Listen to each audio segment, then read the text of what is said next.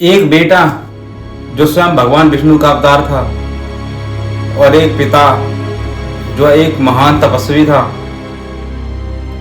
और माँ जो एक पतिव्रता नारी थी। फिर दोस्तों ऐसा क्या हुआ कि एक बेटे को अपनी ही माता का सिर काटना पड़ा। क्या ये बहुत बड़ा पाप था या कोई धर्म का सबसे बड़ा संदेश था? आइए जानते हैं इस वीडियो में, तो इस वीडियो को पूरा अवश्य देखें। ऋषि जमदग्नि महान तपस्वी थे और उनकी माता का नाम रेणुका था दोस्तों।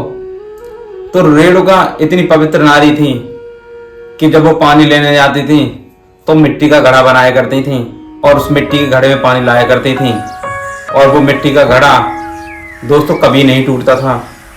तो उनके पुत्र भगवान परशुराम और विष्णु भगवान के छठा अवतार थे। ब्राह्मण होते हुए भगवान परशुराम एक अद्भुत योद्धा थे दोस्तों।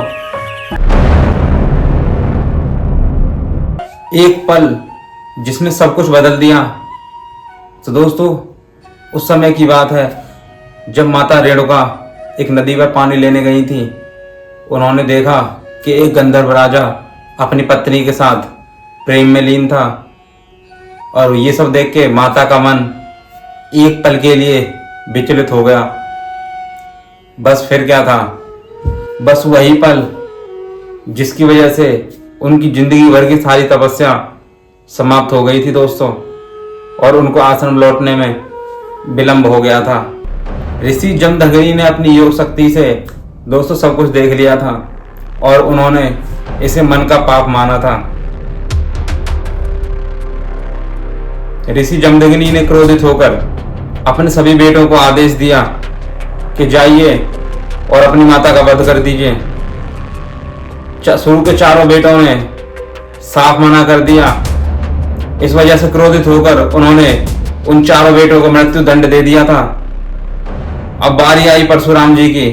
उन्होंने बिना कुछ सोचे समझे अपने पिता की बात का पालन किया और अपने एक ही बार से अपनी माता का सिर धड़ से अलग कर दिया दोस्तों। उस समय धरती कांप उठी थी दोस्तों जब उन्होंने अपनी माता का वध किया था। चारों तरफ हवाएं बहने लगी, बारिश होने लगी, ये पूरा ब्रह्मांड कांप उठा था उस समय। ये क्रोध नहीं था दोस्तों और न ही थी अंधभक्ति, ये था पिता और गुरु का आदेश। तो दोस्तों परशुराम का मानना था कि पिता उनके तपस्वी हैं और उनकी आज्ञा का पालन करना धर्म है। जैसे ही परशुराम जी ने अपनी माता का वध किया दोस्तों, वैसे ही ऋषि जमदग्नि बहुत प्रसन्न हुए और परशुराम जी से कहा कि पुत्र वरदान मांगो, मैं आपसे बहुत प्रसन्न हूं कि आपने मेरी आज्ञा का पालन किया है। ये बात सुनकर परशुराम जी ने कहा कि पिताश्री मेरी माता को जीवित कर दीजिए और मेरे भाइयों को भी। फिर क्या था दोस्तों, ऋषि ने उनकी माता को और उनके भाइयों को सबको जीवित कर दिया और उनकी माता को ये जो वाक्य हुआ था वो मित्रों बिल्कुल भी याद नहीं था। दोस्तों इस कथा की शिक्षा ये है कि उस युग में मन का विचार भी बहुत बड़ा पाप माना जाता था। उस युग में तपस्या की अपार शक्ति थी और ये कार्य क्रोध से नहीं धर्म से हुआ था दोस्तों। और आपको क्या लगता है कि परशुराम जी बहुत बड़े पापी थे या फिर बहुत बड़े आज्ञाकारी पुत्र थे? आप अपने विचार जरूर सहमत कीजिएगा, एक कमेंट में जरूर बताइएगा। मैं आपके कमेंट का वेट कर रहा हूँ और कमेंट में जरूर लिखिए। जय श्री राम।